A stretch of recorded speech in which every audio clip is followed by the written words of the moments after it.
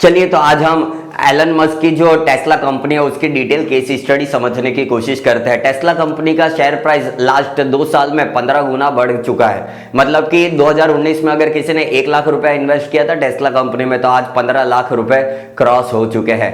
Tesla company का market capitalisation $1 trillion हो चुका है। ये इतना बड़ा अमाउंट है कि एक के बाजू में अगर हम जीरो लगाने बैठे तो 12 जीरो लगाने पड़ेंगे। यहाँ तो आम आदमी 4 जीरो वाली इनकम कमाने में भी पूरा दिन बिता देता है, फिर भी वो कमा नहीं पाता है अच्छे तरीके से। और आज एलन मस्क की कंपनी $1 ट्रिलियन कंपनी बन चुके हैं। ये बड़े गर्व की बात है। ये इतना बड़ा अमाउंट है कि वर्ल्ड की टॉप 10 जो रिचेस्ट ऑटोमोबाइल कंपनियां हैं उसके अंदर जो टेस्ला है वो फर्स्ट रैंक पर आता है। और बाकी की कंपनियों का आप टोटल मार्केट कैपिटलाइजेशन करोगे तो भी इसको कवर नहीं कर पाता है। चाहे वो टोयोटा का मार्केट कैपिटलाइजेशन हो, BMW का मार्केट कैपिटलाइजेशन हो या फिर फोर्ड कंपनी का मार्केट कैपिटलाइजेशन हो।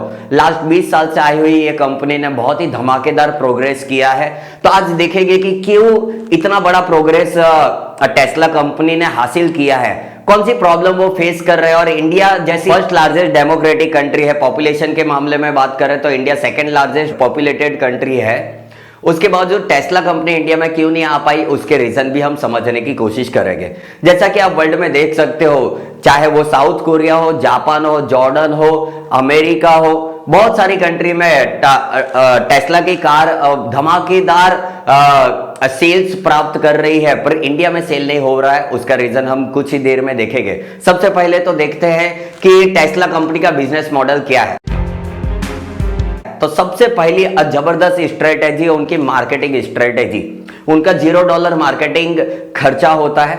एलन मस्क जो है वो खुद ही एक सेलिब्रिटी बन चुके हैं मार्केट के अंदर, इसलिए उनका एक ट्विटर पर ट्वीट ही काफी होता है उनके बिजनेस को प्रमोट करने, उनके बिजनेस के आइडियाज लोगों तक पहुंचाने के लिए।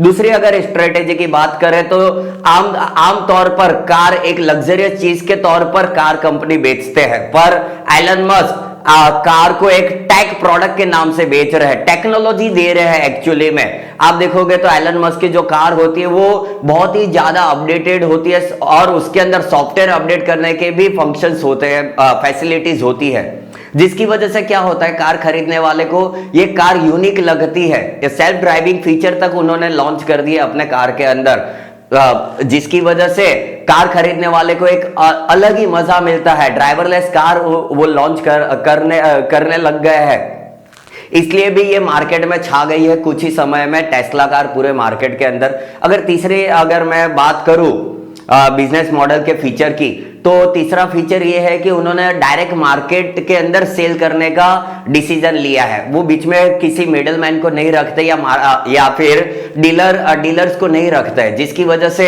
टेस्ला कंपनी को कमीशन देने का पैसा भी बच जाता है। Last but not least, Elon Musk ने पहले से ही स्ट्रॉन्ग विजन अपने माइंड में रखा था कि ग्लोबल वार्मिंग जो बढ़ रहा है उसको कम करने के लिए इलेक्ट्रिक व्हीकल लॉन्च करना है। और इसकी वजह से लोगों को टेस्ला कार खरीदने में बहुत ही ज्यादा प्राउड फील होता है। उन्हें लगता है कि एक तरफ तो उन्होंने लग्जरियस चीज खरीद ली है, दूसरी तरफ टेक्नोलॉजी बेस्ड चीज खरीद ली है, और तीसरी तरफ वो एनवायरमेंट को बेनिफिट दे रहे हैं, एनवायरमेंट को प्रोटेक्ट कर रहे हैं, एनवायरमेंट पॉल्यूट होने से बचा रहे हैं। ये सारे कारणों की वजह से टेस्ला कंपनी आज के दिन में बहुत ही ज्यादा फेमस हो चुकी है। अब अगर चैलेंजेस की बात करें तो आज क्या हो रहा है कि टेस्ला कंपनी इलेक्ट्रिक व्हीकल बनाने लगी और प्रॉफिटेबल बनने लगी, तो दूसरी कंपनी भी अब कॉपी करने लग गई है। चाहे वो मर्सिडीज हो, चाहे वो फोर्ड हो, या चाहे वो और दूसरी कंपनियां हो, वो भी अब अपनी इलेक्ट्रिक कार लॉन्च करने लग गई है जो टेस्ला कंपनी के इक्वल ऑलमोस्ट फैसिलिटी देने वाली अब बनने जा रही है, पर वो टेस्ला कंपनी से थोड़ी सस्ती होने वाली है, जिसकी वजह से टेस्ला कंपनी फ्यूचर में शायद लॉस मेकिंग कंपनी भी बन सकता है। लॉस से याद आया, 2019 तक तो टेस्ला कंपनी लॉस ही फेस कर रही थी, 2020 में वो पहली बार प्रॉफिटेबल कंपनी बनी थी। तो इससे पता चलता है कि जो एलन मस्क है, CEO of the Tesla company, वो काफी रिस्क लेने वाले बंदे लगते हैं। 2019 तक जो कंपनी लॉस में थी उसे उन्होंने संभाला, पेशेंस रखा और 2020 में प्रॉफिटेबल हुआ। और 2021 में टेस्ला कंपनी का मार्केट कैपिटलाइजेशन आप देख सकते हो $1 ट्रिलियन हो चुका है।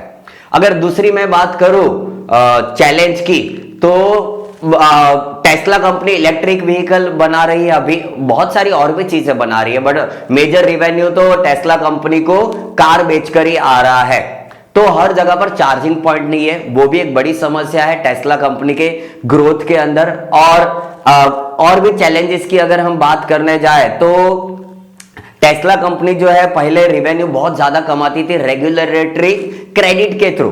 रेगुलेटरी क्रेडिट क्या होता है? तो हर कंपनी को गवर्नमेंट परमिशन देती है कि तुम इतने लेवल तक कार्बन डाइऑक्साइड हवा में रिलीज करोगे तो चलेगा, उसके ऊपर अगर रिलीज करना है तो तुम्हें क्रेडिट खरीदना पड़ेगा दूसरी कंपनियों से या तो गवर्नमेंट से। तो अब एलन मस्क की कार तो पॉल्यूशन फ्री कार है, मतलब कि वो तो कार्बन डाइऑक्साइड रिलीज नहीं कर रहे हैं। तो एलन मस्क के पास क्या होता है, ये जो रेगुलेटरी क्रेडिट होता है वो सेविंग में होता है। और जो कंपनी पॉल्यूशन वाली कार प्रोड्यूस कर रही है, मतलब जो कंपनी पेट्रोल डीजल वाली कार अभी भी बना रही है, वो कंपनी एलन मस्क से रेगुलेटरी क्रेडिट खरीदती है, जिसकी वजह से टेस्ला कंपनी को बहुत ज्यादा बेनिफिट होता है। आम आदमी की भाषा में टेस्ला कंपनी और दूसरी सब कंपनियों को गवर्नमेंट ने हक दिया है कि तुम ये लेवल तक पॉल्यूशन फैला सकते हो, उससे ज्यादा अगर पॉल्यूशन फैलाओगे तो गवर्नमेंट के पास पैसा देना पड़ेगा और अधिकार लेने पड़ेंगे पॉल्यूशन फैलाने के लिए। तो गवर्नमेंट ने टेस्ला कंपनी को भी अधिकार दिया है, बट टेस्ला कंपनी तो इलेक्ट्रिक व्हीकल बना रही है, जिसकी वजह से उसका अधिकार वो दूसरे को बेच देती है और वहां से भी बहुत बड़े लेवल पर पैसा कमाती है।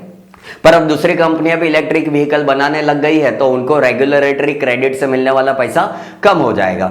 अब देखते हैं इंडिया इतनी बड़ी कंट्री होने के बावजूद इंडिया में क्यों टेस्ला कंपनी नहीं आ पा रही है। उसका सबसे पहला रीजन है टेस्ला कंपनी में प्रॉफिट मार्जिन 30% के करीब होने की वजह से उसकी सबसे सस्ती से सस्ती कार भी 40 से 70 लाख रुपए की होती है, प्लस इंपोर्ट ड्यूटी 40% भारत ने लगा दिया है।